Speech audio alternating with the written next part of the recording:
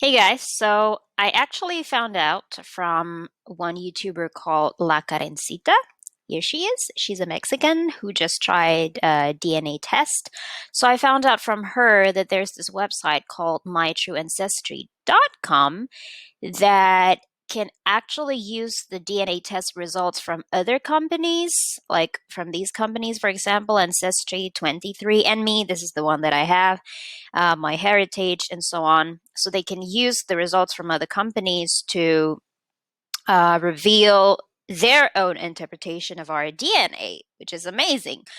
So, yeah, now I'm thinking that I'm gonna record this because if it turns out to be interesting, I would really like you to see as well.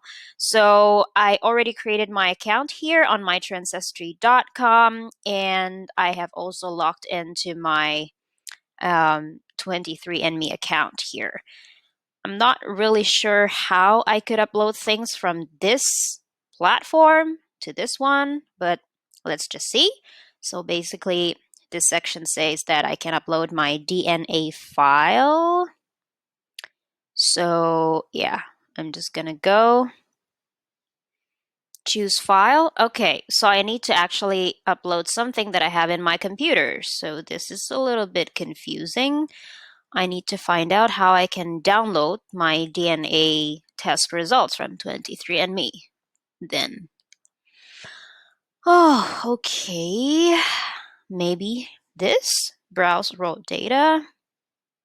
You can view or download your data at any time in its raw, uninterpreted format. So I guess this should be the ones. I'm just gonna download it. Uh-huh.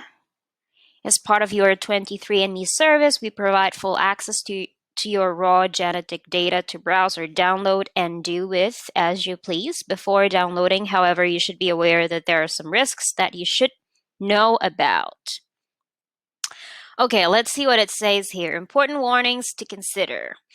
Your raw data is not validated for accuracy. Okay, your raw data could include sensitive information. Mm-hmm.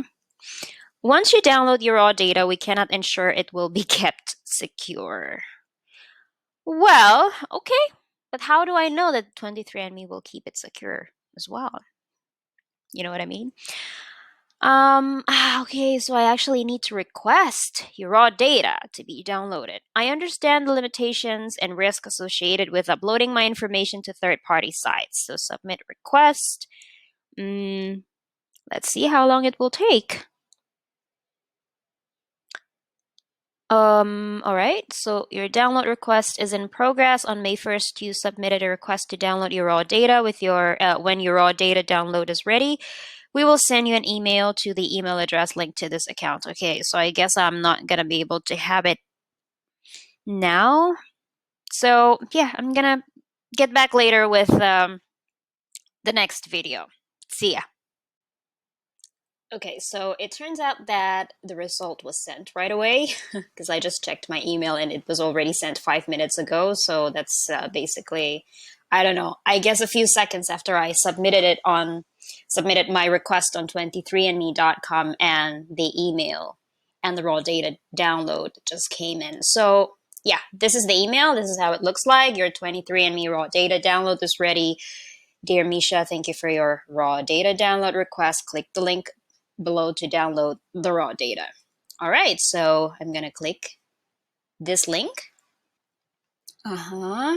So basically, I'm redirected to the website and it says that the data is ready. So I'm gonna download it. Right, so it came in as a zip file. And yeah, so then it has this, what's the, okay, plain text format.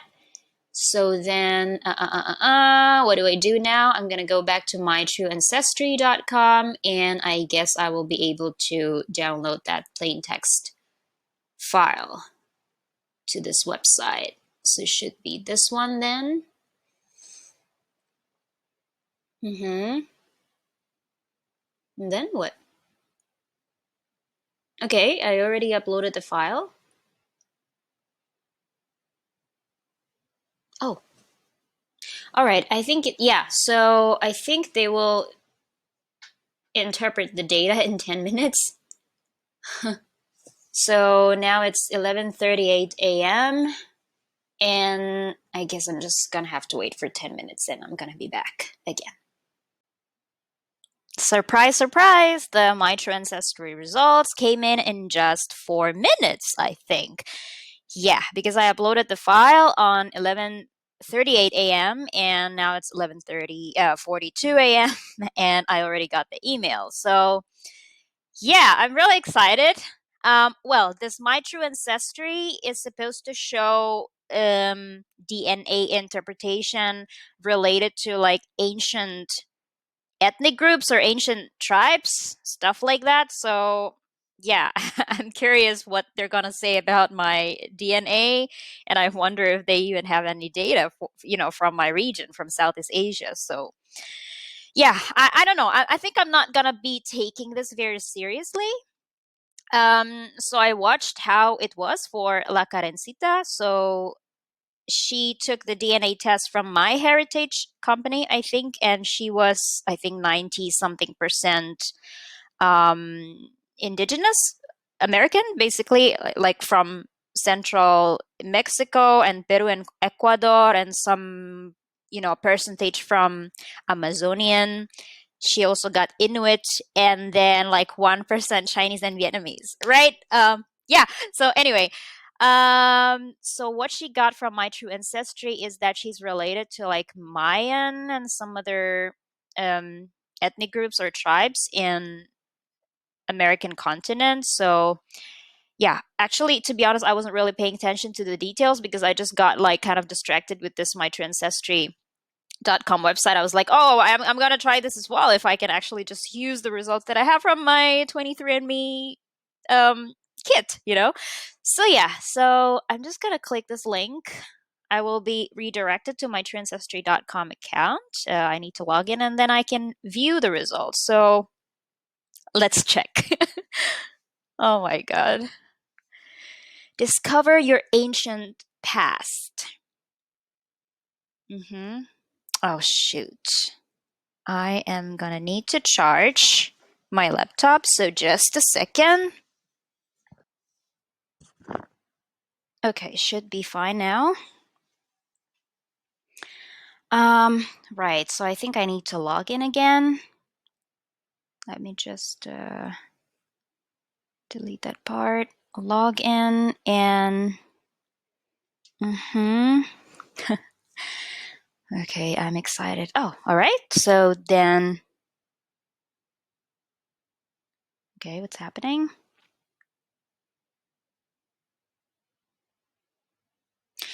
It says that it expires in 59 hours. Type name here. I will just type in my name. Confirm. Label your kit. Ah. Okay. So what do I do now? And now I don't know what's happening with this website. I haven't even clicked anything and it just like jumps around by itself. So I'm just gonna go to analysis summary. Whoa, what's that? Your closest ancient populations. Pew. Oh wow. Wait, I know Han is I think from China, but what is Jomon? And what is Pew? Because okay, I don't really understand. Uh-huh. Okay, so basically these three, right? Pew Kingdoms, Jomon, and Han Dynasty. What if okay. Oh my God, it's from Burma. In ancient Burma, the Pew Kingdoms or city-states existed from the 2nd century BC, Bronze Age, until the 11th century AD and were founded as part of the southward migration by the Tibeto-Burman speaking Pew people. The 1,000-year period, also known as the Pew Millennium, linked the Bronze Age to the beginning of the Classical States period when the Pagan kingdom emerged in the 9th century. The Pew culture was heavily influenced by trade with India, importing Buddhism as well as cultural, architectural, and political concepts. The Pew calendar, based on the Buddhist calendar, became later the Burmese calendar. The written script used by the Pew was based on the Indian Brahmi script. Wow. The civilization came crashing down in the 9th century. Is it 9th or 9th? I think it's 9th. Anyway, when the city-states were destroyed by repeated invasions from the kingdom of Nanchao. I don't know how to pronounce that. The Bamar people who came from Nanzhao or Nanchao set up garrisons in the nearby rivers. Eventually, the Pew settlements which remained were absorbed into the expanding Pagan kingdom. The Pew language existed until the 12th century AD. Histories and legends of the Pew were incorporated into those of the Bamar. So if you take a look at the map here, yeah, this is definitely Myanmar on the map. I remember I've been to Myanmar in do you call it Myanmar or Burma? I don't know. I would personally prefer to say Myanmar. So I went there in 2012. I was traveling around the country for 3 weeks. Was it 2 weeks or 3 weeks? I think it was actually 3 weeks. So yeah, quite an intense trip. I did the craziest trekking ever that I've ever done in my life there. And yeah, maybe I'm gonna make another video about that later. So yeah. So I am most related to the Pew kingdoms. So basically, in ancient time, I am a Burmese, or I was not I was. I mean, I exist now, but if I were to exist back then, this is confusing. I would be a Burmese. Okay. And then I'm gonna go to Jamon. Huh? This is like Japan? Sea of Japan. Oh, yeah, wow, okay. The hunter-gatherer Jomon peoples inhabited Japan since as early as 12,000 years ago.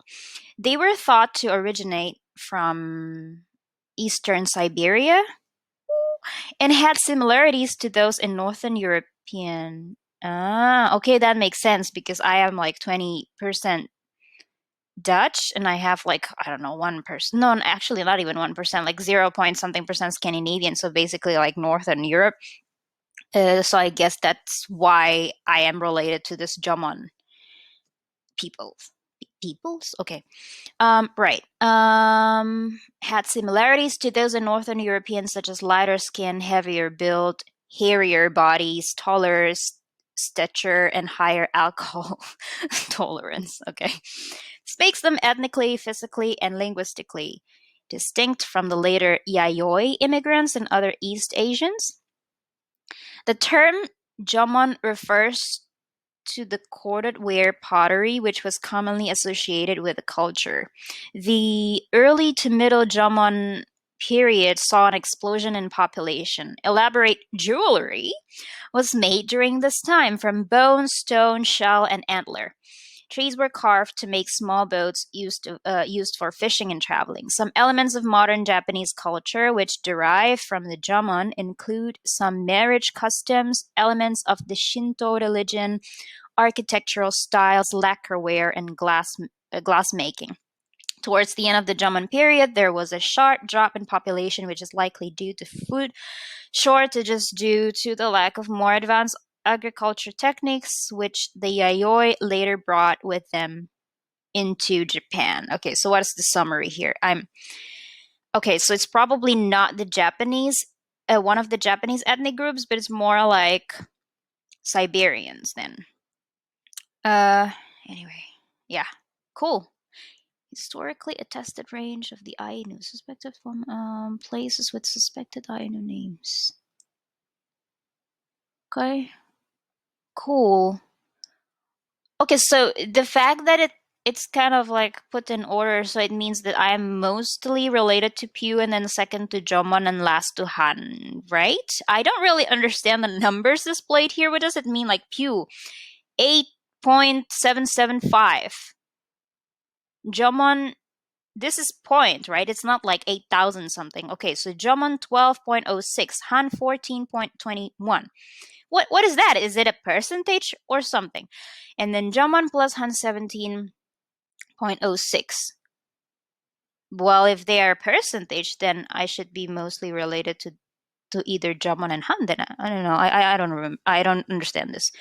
But I mean, I think it will make more sense if I would be more related to Pew rather than to the other two, right? Oh, okay. And Han Dynasty. Okay, this is the one that is like already quite familiar, and I guess for everyone. Everyone, I think, must have heard about Han Dynasty. Even don't know about the history, but I'm sure you've heard of it, right? Okay, so the emperor Qin Shi Huang, I hope I pronounced that correctly, spent a fortune on alchemy, medicines, and potions in an attempt to become immortal. One of these potions killed him, and a bloody civil war began in 210 BC. The victorious Han began an aggressive foreign policy, conquering both competing kingdoms to the south and declaring war with the ancestors of the Mongols to the north, the Xiongnu. The rapid expansion into Central Asia gave China its first contact with the numerous nomadic tribes of the inner, what is this, steppes? I don't know this word, I don't know how to pronounce it, which attracted traders and merchants to the lucrative corridor between East and West. This marked the beginning of the Silk Road. Okay, with the Han Dynasty came China's golden age, bringing great advances in art, culture, and science. A new religion called Buddhism. Wow, this is like when the Buddhism was invented? Okay, a new religion called Buddhism began to spread down the Silk Road. The Han eventually defeated the Xiongnu after generations of fighting, and trade with the West greatly expanded. Finally, in 222 AD, the dynasty broke apart into three kingdoms: the Shu, the Wu, and the Wei. Okay, let me go to this info thing. What do these numbers mean? All right, genetic distance measures how close you are to the given sample. 10 means this is your ancient ancestry. So actually the lower the number is, or the smaller the number is, that means that I am even closer to that ancient ancestry. So because for Pew I have 8 point something, so that means this is my ancient ancestry, I guess. And then 20 means this is part of your ancestral link. 30 means possibly, yeah, related to your ancestry. Okay, for the others, I have 12 something, 14 something, and 17 something. So that means that Jomon Han or Jomon and Han are part of my ancestral link. Okay, but I'm mostly Pew then. Okay, so a sample with this button means a sample spotlight is available, which includes detailed information. I don't think I have anything with this. I mean, there is this, but there is no green halo around it, so maybe I don't have anything there. Okay, cool to know. This is cool. I mean, I was not expecting it to be like interesting, to be honest. But this is pretty cool for something that is completely free and like ready in 10 minutes. It's not even 10 minutes, actually, it's 4 minutes. So yeah, and then I'm just gonna check a little bit of this maps. Who knows what it means? Oh, look. They still detect something from Sumatra. I have ancestry from West Sumatra, so this is cool. But then the others are actually from from Indochina region. There's something from Thailand, there's something from Nepal, there's something from Vietnam, Laos, Brazil. Okay. So yeah, I guess that's it. My ancient ancestry is from Pew Kingdoms, and I am partially linked to the Jomon and as well to the Han Dynasty. So yeah, I hope you enjoyed this video, and I hope it gives you some new information. If you probably have also some DNA test results from 23andMe, from Ancestry.com, from MyHeritage, and some others that can be downloaded and uploaded here on MyTrueAncestry.com. So yeah, just to give it a try, and let me know in the comment down below if you find anything interesting from your DNA interpretation from MyTrueAncestry.com. Okay, that's it for today. Have a good day there. This is weekend, so if you watch it on a weekend, have a good weekend or have a good weekday. And see you next time. Bye bye.